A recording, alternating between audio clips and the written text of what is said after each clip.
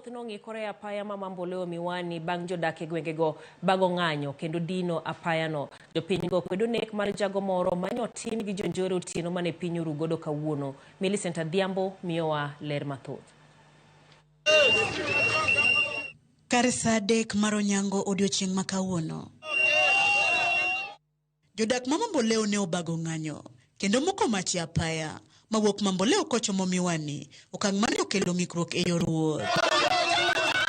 Ng'anyo makamano ne en mar kwedo timbe njore kod maundu mosebedo katimore alworano kuom kinde, gino ma oseweyo ka moko kuom jodak makono oselalo ngimagi kod mwandugi mopogore.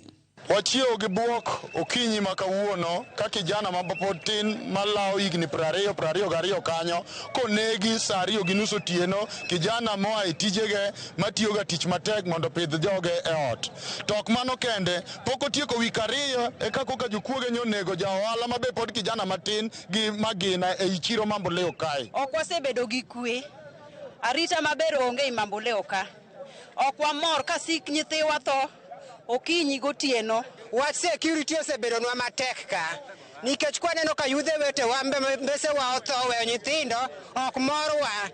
Giyango ni sani gidak kod luoro makata walok nyal dhi nyime kaka owinjore e alworano nikech timbe njore. Kaka an jo ohala awinjo lit kendo sani anyalo oro saa 2 nikech luoro osemakowa, nikech timbe matimore Mamboleo ka ok ber jowadwa. Nikech ka wan jo ohala kata wadwa loro saa 2 to saa 2 nie ma pesa bire ok morwa, kata an mawuoyo ni Joseph maya simbe 2 te gi jokuogegi.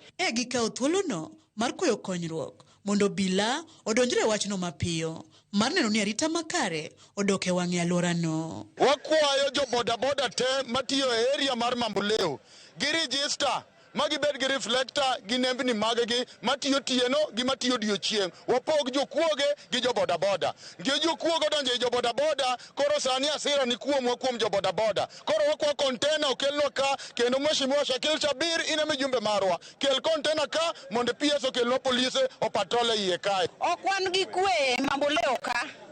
Chakre kawuono kata samwa wene maandamano dhi mbele e Mamboleo ka. Kelnwa security motegno mondo ohala dhi maber kaka bipile. Komanda mar obila ma Kisumu East Joseph Obara oyango wach njore makamano mane weyo ka jago manyinge Eddie Otieno omonji kod jonjore mapok oyangi otieno manyoro kowuok tich odok pacho kumane omaye mwanduge molonye duk bang' rodhe nyamina nega kapok ne okwanye kendo ring kode kar yudo thieth kumane chunye ochote ka item res ngimane. Was found by good Samaritans who took him to hospital at Russia, where unfortunately he passed away during the night.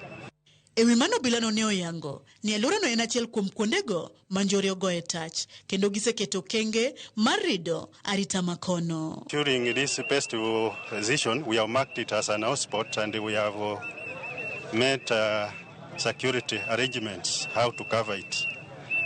We realize our roads are very poor, so we have some motor spikes which we shall be using to monitor these thugs, these robbers, who are not sparing even anybody. Eseche ma obila go ywago rach mar apaya makono mamono wuodhegi mondo gichope masira makamago mapiyo dhi kare, gikwayo jopiny mondo ti kodgi kanyakla e thiro njore e alworano. Millicent Adhiambo, Ramogi TV, Kisumu County.